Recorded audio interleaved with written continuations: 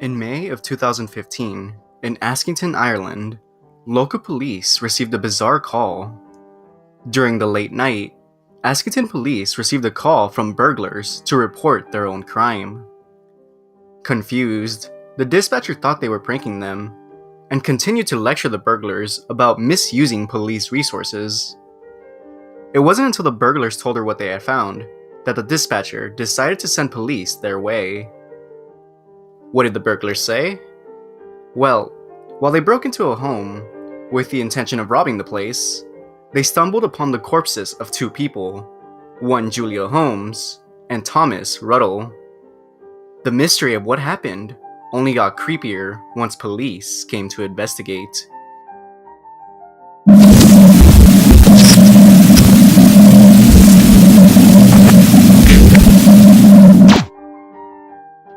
As stated earlier, the burglars were out for another night of robbery when they decided to steal from the Ruddle residence.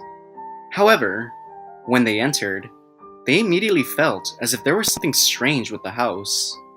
The house not only had nothing of value to steal, which was odd for such a luxury home, but in the air, they could make out the smell of something dead, or in this case, someone. As the group of robbers explored the house, they found the bodies of Julia Holmes and Thomas Ruddle. In shock, they conversed amongst themselves in order to figure out what to do, and ultimately, they decided to call the police. When police arrived on scene, they found a lot of bizarre things about and near the corpses. For starters, the two bodies were found together, seemingly dead for months, with pages upon pages of suicide notes, and a hunting rifle right beside them. However, the investigators on scene could not find any evidence that the rifle had been shot, and there were no missing bullets or bullet holes in the victims.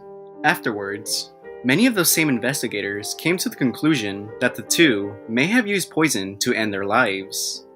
They filed for some toxicology reports and an autopsy, but when they received the toxicology report, it came up empty.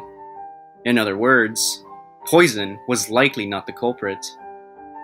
Later, when they received the autopsy report, they found that the bodies were dead for at least 2 months. But that wasn't the only thing they found.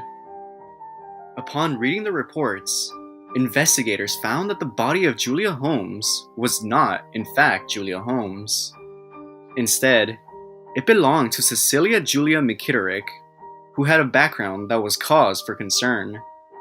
McKitterick, according to an article on crack.com, was a cold-blooded con woman with 40 aliases, 1 abandoned child, 3 husbands, 2 stepdaughters who she violently abused in the 80s, 27 months of jail time, and a string of fraud accusations trailing from Ireland to Texas. She was wanted by several governments around the globe, and when word spread of her death, it left people confused, and her children in satisfaction. After her identity was revealed, none of her children wanted to claim her ashes, after she was cremated, that is. None of them even attended her funeral. Upon further investigation, they found that the two owned a family plot at a local gravesite.